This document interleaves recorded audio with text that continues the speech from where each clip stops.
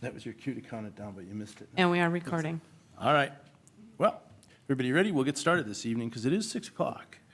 Okay, this is the Suamico Village Board meeting for Monday, June 2nd, 2025. The time is 6 p.m. At this time, I would like to call the meeting to order. And just a reminder, anybody who's coming forward to speak, please provide your name and address before sharing with us what's on your mind. At this time, I would look for a motion to approve the evening's agenda. So moved. Trustee Romas has offered a motion to approve the evening's agenda. Is there a second? Second. I have a second from Trustee Andrews. Excellent. Any other further questions, discussion on the agenda? Hearing none, all those in favor of approving the evening's agenda as stated, please signify by saying aye. Aye. And those opposed. This evening we are 6. That motion passes 6-0. Let's stand and say the Pledge of Allegiance. I pledge allegiance to the flag of the United States of America and to the republic for which it stands, one nation, under God, indivisible, with liberty and justice for all. All right. So we are off to item number 5 this evening. Item number 5 is for those in the audience. They are public appearances. If there's anyone in the audience here for an item not on the agenda, this is your opportunity to come forward and again provide your name and address and let us know what's on your mind. Be aware that any items you may bring forward this evening would not necessarily, are not on the agenda, so they're not for discussion and decision this evening, but they could be referred back to staff for review and presentation at an upcoming meeting. Is there anyone in the audience who has an item not on the agenda that they would like to speak to? No one. All right. It's too nice a day, apparently. So let's move on. Item number 6 is the consent agenda. The consent agenda this evening consists of previous minutes of the village board meeting dated May 19th, 2025. The item B is the April 2025 rec report, the April 2025 fire report, the April 2025 treasurer's report, the 2024 annual fire report, Chapter 14 Cemetery Code Scribner's correction, President's Committee Commission appointments, item H, temporary Class B, Suamico Firefighters Volunteer Association, July 26, 2025, and item I, Suamico Firefighters Volunteer Association request fees to be waived. I had a couple of questions for Director Lemke. Is there anyone else who had questions or discussion on this first? So Director Lemke, a couple of things. So great report, but outdoor area completed by an Eagle Scout. Mm-hmm. Who was the Eagle Scout? It was Andrew. The last name escapes me at this time, but he's part of our local Suamico troop. Eagle Scout. Yeah. And there's been projects like this before, but just, I mean, what a great project in addition to the park. Do we typically provide some sort of public recognition for those activities? It seems like in the past, I think when we did the kayak launch, we did some recognition or had them present. I think they might have come for the launch, the kayak launch. That's Okay. something we could request if the board would like to. I'll leave it up to Director Lemke if that's something that he would like to do to recognize the individual. I mean, it was really a nice piece of work and a nice addition to the park. That's entirely up to you, Director, whatever you wish. Yeah, I mean, we kind of just do it in-house right now. I give them a shout out like on Facebook, the Suamico Parks and Recreation page. Perfectly I fine. know within their troop, they have ceremonies and celebrations, obviously. Oh, good. They get awarded Okay, for Eagles. just wanted to make sure the individual was recognized because that's a great donation. The second item was the food truck. So, and that kind of goes along with the third item that I had on here. So the food truck, that was a great event. I saw so many people here, for that food truck event and the pictures last year, and I suspect it'll be a good event this year. And you arranged donations to the rec department? Yeah, each that's kind of so it's through the Green Bay Food Truck Coalition. Oh. They do it on Sundays in June. So last year we were able to get onto their schedule. So wherever community that they go to, they kind of give some proceeds back to sometimes a nonprofit, in our case, the Suamico Recreation Department. So they did the same last year, and they'll do the same this year as well. You know, I think last year, it added up to like $150 some, so it's not mega bucks, but it's like 5% on It could be nothing. proceeds, so, yeah. Right? It's just nice. It's a little that bit of a they- kickback. It's very nice that they do that. Not a kickback, a donation. All right. The last one I wanted to point out, and I think this is fabulous, we've talked about it a lot in this group. You know, we have good park and rec programs, and I understand, you know, the charge was, can you help find donations to help fund, you know, the changes that we'd like to do out at, you know, Calavera and things like that. That's a big ask, and everybody knows it's a big ask. But I think that your activities here, the ones that you cited, sponsorships, $6,500 plus another $2,000 from the Lions Club for a movie, $8,500 in additional donations facilitating park and rec programs, and not putting that, programs for the community, and I'm assuming people outside of the community as well to enjoy these programs, yoga in the park being sponsored, all of these things being sponsored and not being funded by taxpayers.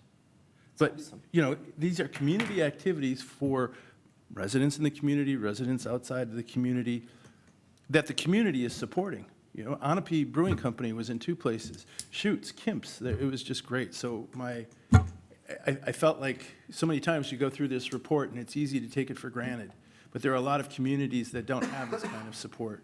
And we've never really had this kind of support in this community, so that's a tribute to your good works. Did Yeah, anyone- appreciate your comments, you know, just trying to build it, you know, trying to keep it going. I think the more events you have, the more awareness people think, you know, that Suamico's got community activities going on, the more the local businesses are gonna see that and wanna be part of it and, you know, give back to the community. And our recreation programs too, to note, is the fees that we do charge, the ones that we do charge, those fees cover the expenses. So it's not like we're at a loss for the programs as well. Obviously, there's expense with the instructors and stuff, but our fees cover the expenses as well too, so. It's a great way to bring community together, so I appreciate your work, and I'm sure everyone appreciates your work. And the shelters are being used constantly, every weekend, they're always rented out too, so we All right, great. can utilize as well. Any other comments on the consent agenda? If not, I would look for a motion to approve or not. I'll offer a motion if there's no questions. Did you have one? I agree with your comments about, awesome. Yeah. Would you like to offer a motion in honor of? Motion to approve. Thank you. And seconded, because I also agree. Excellent. So with their agreement, we have a motion from trustee Eckert and a second from trustee Romas to approve the consent agenda, including the stellar report from Park and Rec and all other items. Any other further questions or discussion? Hearing none, all those in favor, please signify by saying aye. Aye. And those opposed? Excellent. The motion carries 6-0. All right, on to the featured items of the evening. Not that that was not, but another featured item maybe. Finance items, item 7A, Resolution 25012, awarding the sale of $3,180,000 in general obligation promissory notes, Series 2025A, providing the form of the notes and levying a tax in connection therein. Director Downey. All right, thank you.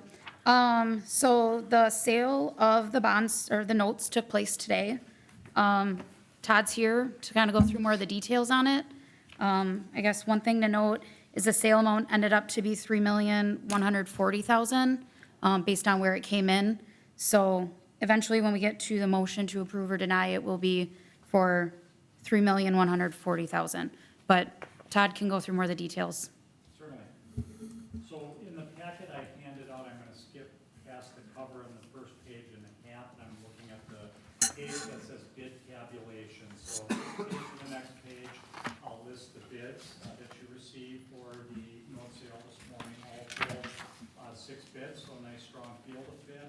The item in the far right-hand column, true interest rate, that's the basis of award. So Barrett, along with a consortium of other syndicate partners, offered the best bid with an interest rate of 3.5495%. The other thing I would note is you offered $3,180,000 in notes for sale, and if you look at the price, Baird, based on that par amount, was willing to pay $3,356,000, and that gets to the question of that reoffering yield. So in essence, they're buying the notes for more than the face value. And as we go to the next page, past the bid tabulation, you'll see how that factors into the equation. So now I'm looking at the note sizing worksheet. We've got a column in the center, pre-sale estimate, that's what we reviewed last month. And then we compare that to the final sale.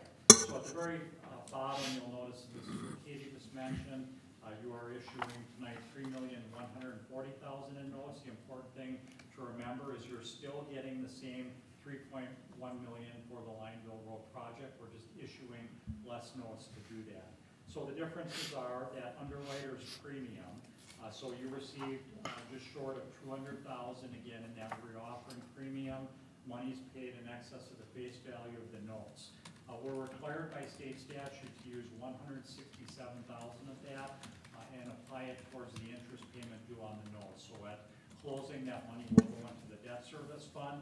The differential between those two, roughly $30,000, is the main reason we're able to reduce the note size. But the other reason is, in particular, the bond attorney fee was about $7,000 less than we estimated, and also the underwriting discount came in about $2,000 less. When we aggregate those together, that's how we get that $40,000 reduction. In terms of what the debt service schedule looks like, I'm looking at, again, the landscape spreadsheet exhibit that says projected rate and levy impact. So on the left-hand side, existing debt. In the center, we now have the final note structure with the actual rates. And you'll see that $167,000 as a negative number near the center of the page. That's that reoffering premium. So again, you'll use that to pay interest due on the notes next year. And if you look at the very bottom, we compare that to what the pre-sale estimate was. We had expected about $3.82 million in principal and interest payment over the life of the notes. In actuality, you're just over $3.8 million, taking that premium deposit to debt service into account. So we're really close to the estimate, about $14,000 less. The other last thing I would note is when we made the adjustments to the sides, we also restructured the debt. One of the objectives was to keep that tax levy for debt impact roughly the same for your 26 and 27 budget years. That's on the right of the exhibit, so you're going to be at roughly that same $1.33 million for the next two debt cycles, and then you'll see that drop after that, particularly as TID number 4 starts to contribute to the debt service. Your rating was affirmed at a AA2. We go through that process each time we go to market, and I'm happy to answer any questions you may have.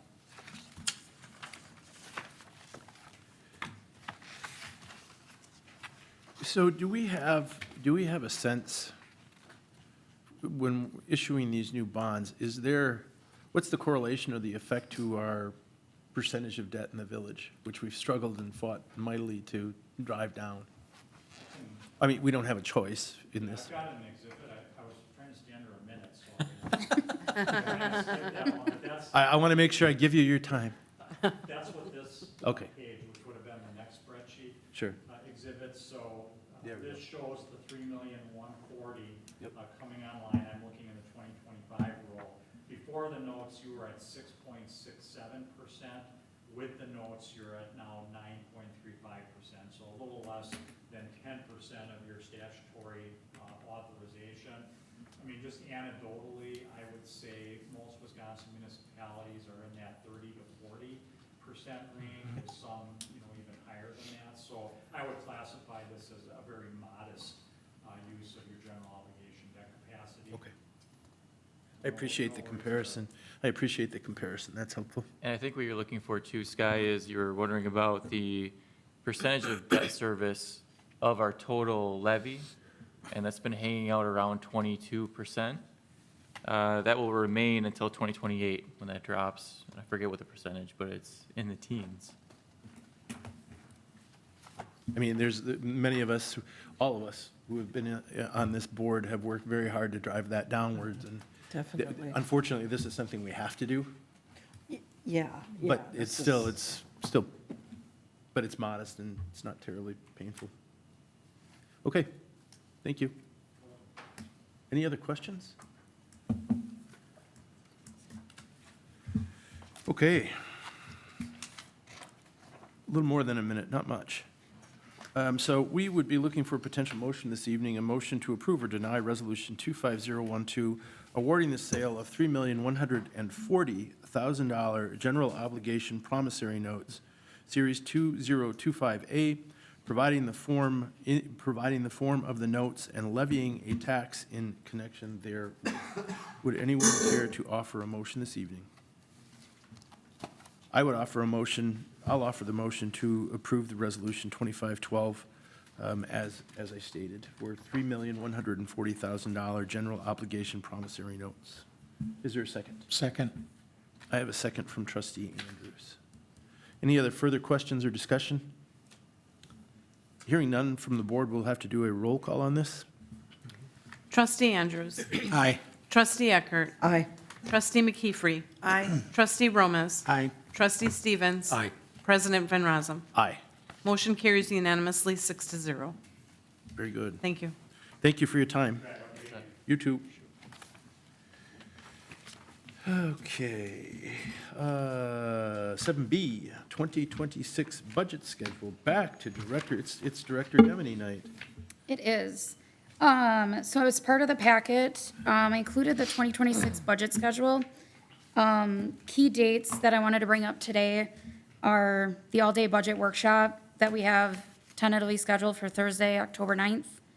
And then noting the public hearing and the budget adoption on Monday, November 10th, and the utility budget adoption Monday, December 15th. There's not a ton of wiggle room with the public hearing and the budget adoption. But the one I guess I wanted to bring up and kind of get confirmation on is the all-day budget workshop. So I guess confirming that it works for everyone, and if so, mark it in your calendars. Anyone have an issue with that date, or is it far enough out we can make it all Got work? it on my calendar already. Yep, Wow. adding it in. Wow. October 9th, I can, Okay, I think we're good. Okay, perfect. That's it. 80. Anything else on the budget schedule? Nope.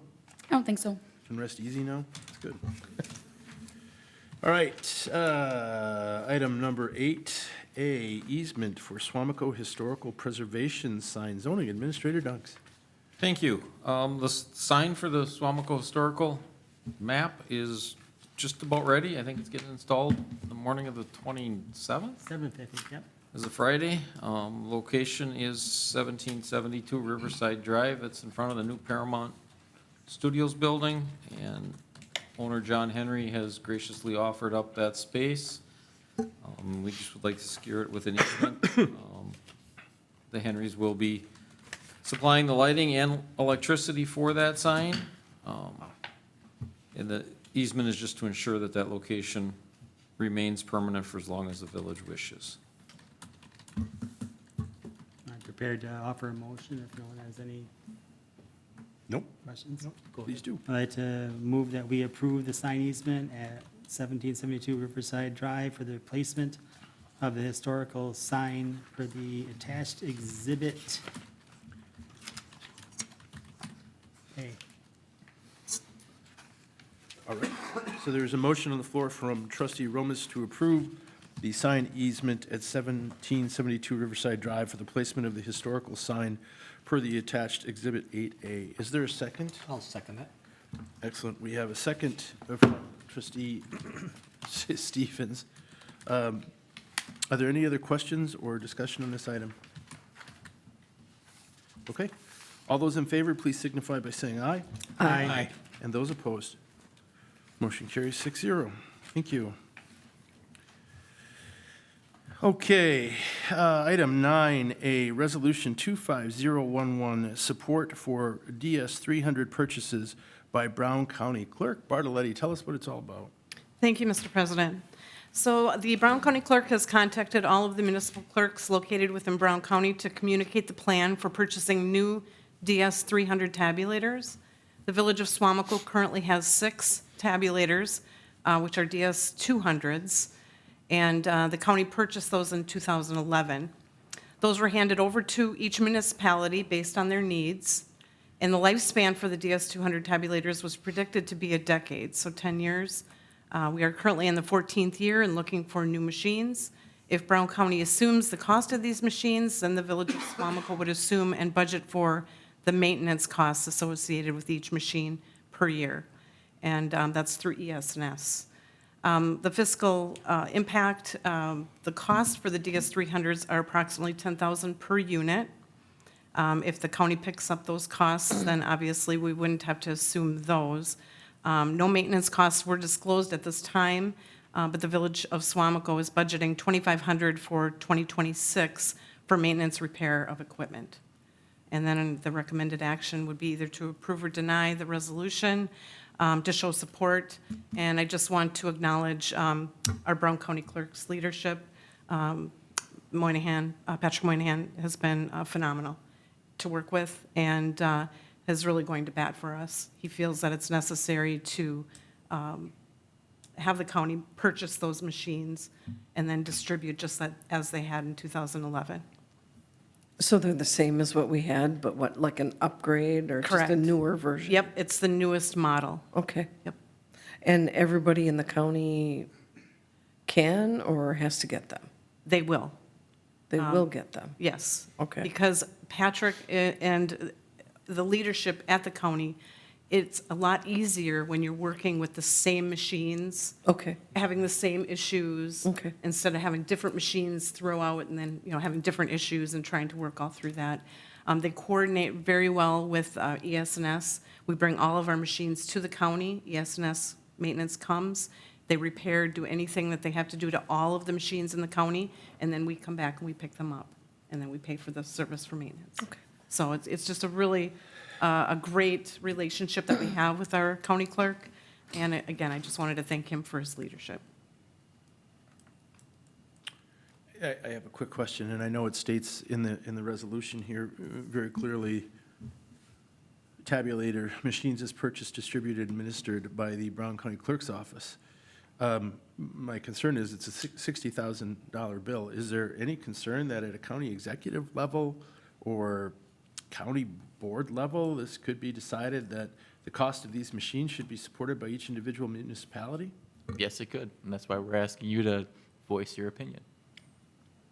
So, okay, before I voice my opinion, do we have, would we as a municipality have any recourse if there was a $60,000 bill that was presented us that was unbudgeted to not accept these machines? I'm not sure there is. No? Upon approval of this resolution, it will be sent to both of our Brown County supervisors and, of course, Patrick, who will then present it to the Brown County Board Okay. at the end of June. So They have what a you're date. hoping for is each individual municipality is following suit with the resolution to bring Yes. forward, to give overwhelming support for the purchase of Brown County. Correct. Okay. I'm for the resolution cautiously. And then, Mr. President, I just wanted to point out that we did budget for $10,000 currently. It's $5,000 each year for potential machines or potential. Maintenance? Yeah, equipment. It's an equipment reserve fund. So there is 10,000 there. Next year, obviously, 5,000 more will be added, but that's a small fraction of what would be needed. When these resolutions are through, maybe this would be something at a Halo meeting just to bring up and make sure that everybody is on the same page, that if there's some shenanigans that takes place at a county level, and kind of like the whole voting thing went there for a while, Brown County used to handle used to handle all the property taxes, and then that got pushed back to us, and there's a big to-do about the savings to the Brown County taxpayers, but that same savings is now borne by each individual municipality. I just don't want to see that same thing happen. Yeah, we can bring it up to Okay. next Halo. All right, I'm all through. Anybody else? Just if I'm understanding this resolution, we're resolving that it's okay by us if the county pays for these machines. Okay. And we're signing up for the maintenance. Yep, For which maintenance we've already piece of been it. doing, right? Yeah. Correct. And it sounds like the county clerk is behind the idea of purchasing the machines as they have in the past, and I'm sure every municipality is crafting a similar resolution. Yeah. Okay. I- All right, excellent. Any other questions, discussion points? All right, anybody care to offer a motion? I'll offer a motion to approve Resolution 25011 that shows support for Brown County purchasing all DS 300 tabulators to hand down to all the municipalities in Brown County. I'll second. So we have a motion to approve the resolution 25011 from trustee McKeefery. That has been seconded by trustee Romas. Last chance for any questions or discussion. All right, may we have a roll call, please? Absolutely. Trustee Eckert. Aye. Trustee McKeefery. Aye. Trustee Romas. Aye. Trustee Stevens. Aye. Trustee Andrews. Aye. President Van Rossum. Aye. Motion carries unanimously, 6-0. Thank you. Very good. All right, administrative item 9B, 2025-2026 liquor license renewals. Clerk Bartoletti. All right, so it's that time of year again that we've got the liquor licenses in front of you. DEO Pisani has gone through each and every single one, as well as we have as in the clerk's office, and his memos are attached for each individual item. I've got 9 combination Class B. I've got 4 combo reserves, which is the Class B. Class B and C, I've got 2. Class B, fermented just 1. And then the Class A combo is, we've got 5.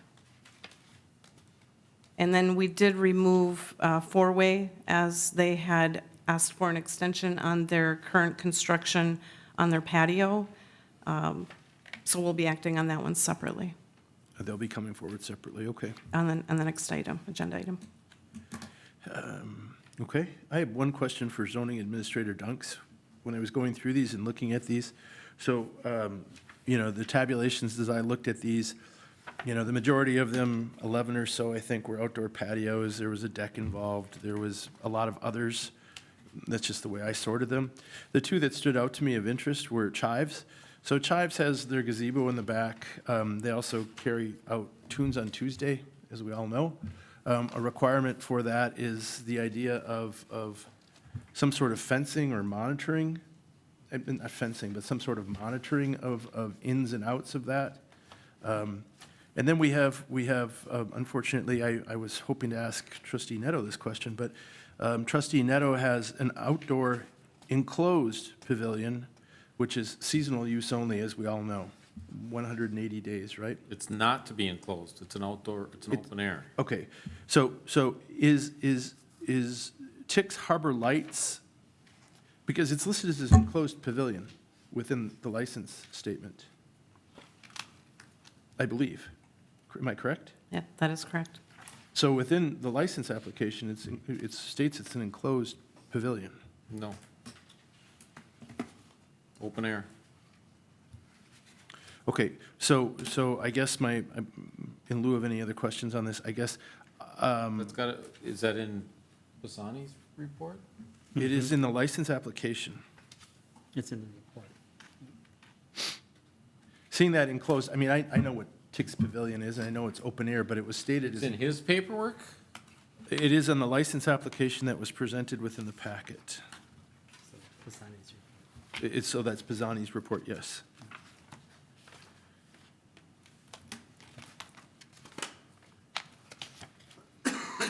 So my concern was knowing that it isn't an enclosed pavilion, but having it listed as an enclosed pavilion could potentially create a situation where it could be assumed that it was an enclosed pavilion and taken forward to have different restrictions on it.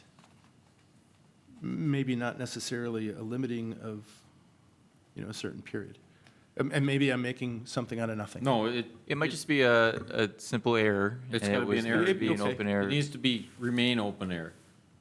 Okay. Yes, I have concerns with him using it when it's full Okay. plastic. So my recommendation is for whoever wishes to offer an approval or a denial on this, please make the stipulation in there, with the change to Tix Harbor Lights, striking enclosed and noting open air. Would that be adequate? Yes. Okay. The other question, have we resolved this 180 consecutive days? I know There's nothing to resolve. That's the state statute, right? State I statute? know there was some uncertainty around that from TIC. Okay, There always will be. okay. But I think by making sure that we catch this idea of enclosed, now we're treating that the same as we're treating chives, right? Although, we're not having any monitoring, which is fine. We don't need any more monitoring. No, he's required to monitor that. He is like any other bar establishment. And it's not within a parking lot, so Right. that's where Chives, they're just coordinating off a parking lot, as far as I know. I haven't been to Tunes in years, but that would be the difference, is you've got an active parking lot that needs to be gated off, or you're gonna have cars coming through where these people are. I'm good. I think this discussion about enclosed and that it's open air, that resolves it for me, that we have there's parity between the two, so we're good. Is there a motion anyone would like to offer on this?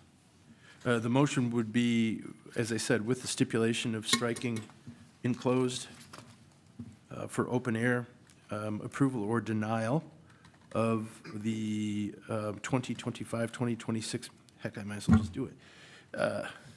Right. Okay, I'll offer a motion to approve the 2025, 2026 liquor license renewals with the single change to strike from Tix Harbor Lights Bar the word enclosed and exchange that for open air. Is there anyone who would like to offer a second? Second. I have a second from trustee Andrews. Any further discussion or questions?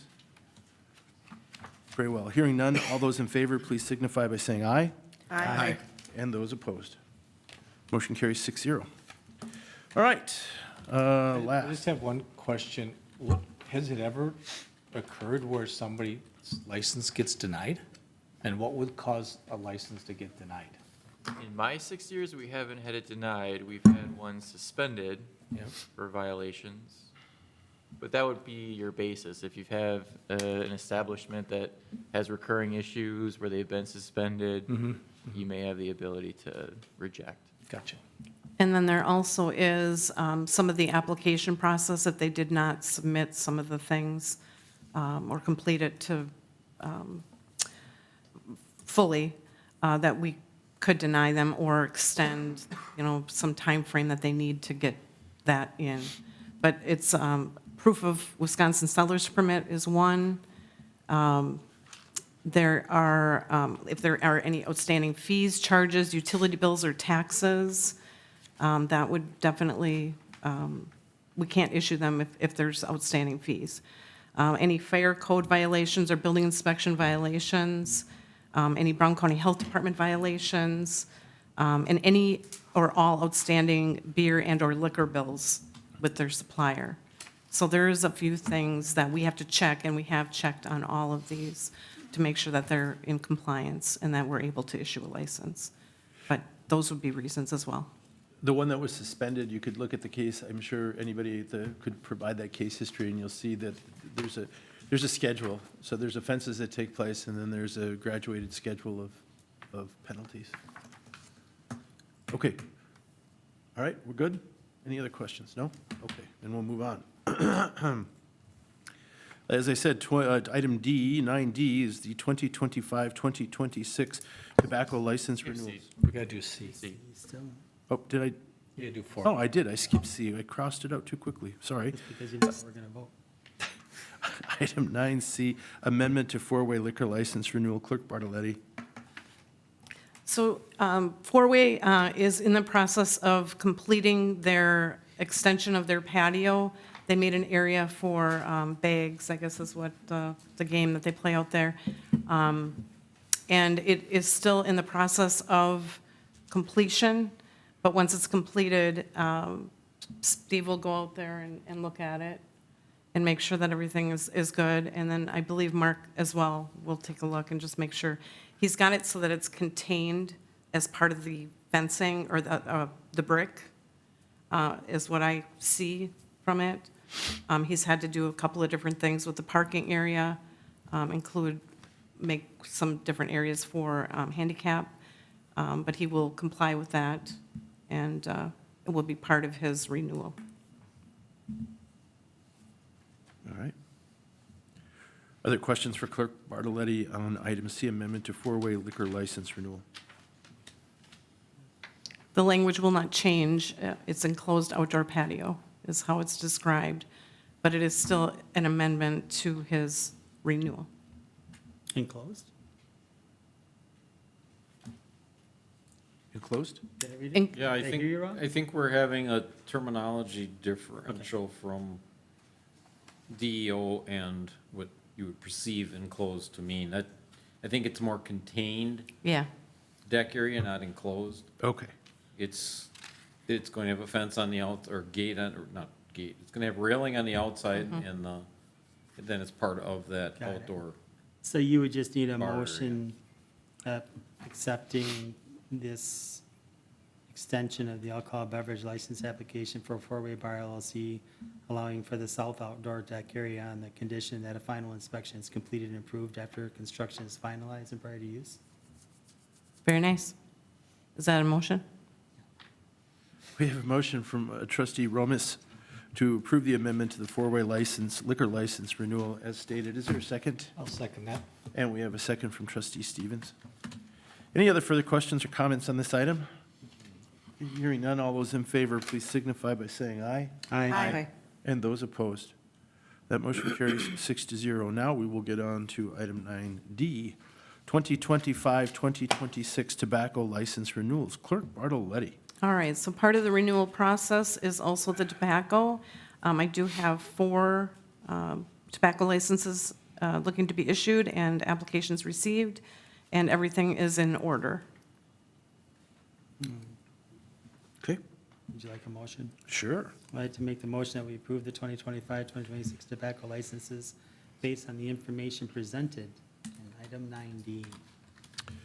Trustee Romas has completed the trifecta and offered an item to approve 9D 2025-2026 tobacco license renewal. Is there a second?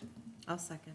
Then we have a second from trustee McKeefery. Very good. Any other further questions or discussion from the board?